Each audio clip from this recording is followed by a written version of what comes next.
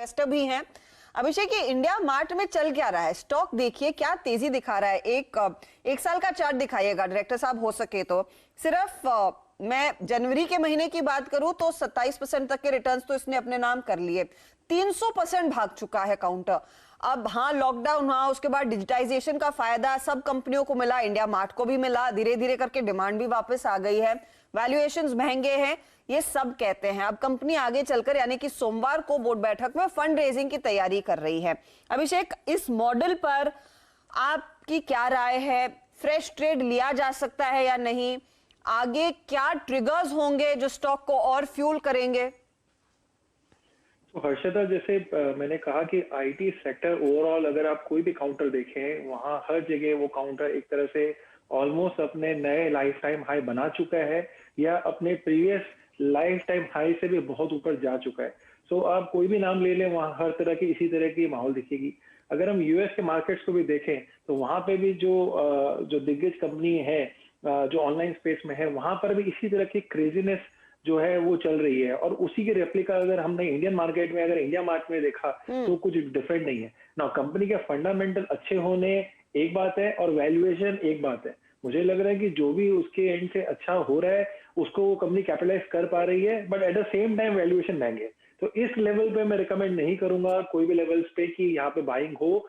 एक बार के लिए तो करेक्शन का वेट करना चाहिए। मैं जानता हूँ करेक्शन के नाम पे ही स्टॉक 10% भाग जाता है, बट इस लेवल पे हम नहीं रिकमेंड कर सकते। It is of course one sided rally which at least in my lifetime I have never seen on this scale as far as what current rally is going on. So मुझे लग रहा है यहाँ पे cautious होना ही पड़ेगा। Fundamentally company बहुत अच्छी है, कुछ में कोई दो राय बात नहीं है। डिजिटलाइजेशन का इफेक्ट आपने जैसे कि कहा वो मिलेगा, बट हमें पैसे लगा के पैसे बनाने हैं, तो यहाँ मुझे पैसे बनते हुए एटलीस्ट मुझे तो नहीं दिख रहे हैं। तो मैं तो यहाँ पे एटलीस्ट अवॉइड ही रिकमेंड करूंगा। अभिषेक, मैं आपको किस्सा सुनाता हूँ इंडिया मार्ट के बारे में।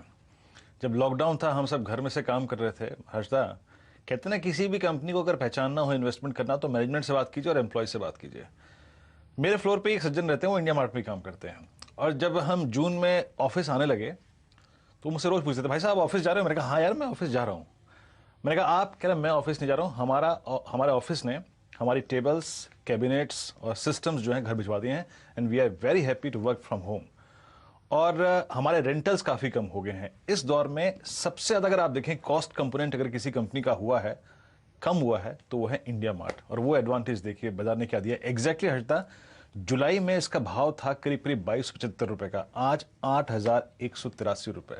तो कितना बड़ा अगर आप देखें इम्पैक्ट है। बिजनेस भी आया, साथ ही साथ कॉस्ट कंपोनेंट भी कम हुआ।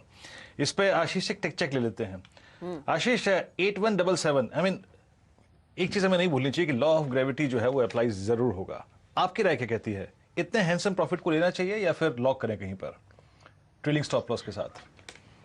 तो देखिए वीरेंद्र, मैं आपको ध्यान होगा कि नहीं पता नहीं, पर इस स्टॉक पे जब मैं आपके चैनल में आ रहा हूँ तो 2019 से मैं इसको रिकमेंड कर रहा हूँ। 2000 के प्राइस पे भी हमने इस पे बात की थी और आज भी हमें ये अच्छा लगता है, क्योंकि ये जो थीम है ये बहुत ही इंटरेस्टिंग थीम है। और जो इन लोगों के पास जो सब्सक्राइबर बेस है वो कंसिस्टेंटली बढ़ रहे हैं। तो जिस तरह का ये B2B सेगमेंट में ऑपरेट कर रहा है, इसको हम नेटवर्क इफेक्ट का बिजनेस कहते हैं। और नेटवर्क इफेक्ट इतना जबरदस्त इस कंपनी को एक एडवांटेज पे, जैसे हम इन्फो एज की बात करते हैं, उसी तरह इंडिया मार्ट में भी बहुत बड़ा एक नेटवर्क इफेक्ट का एडवांटेज है।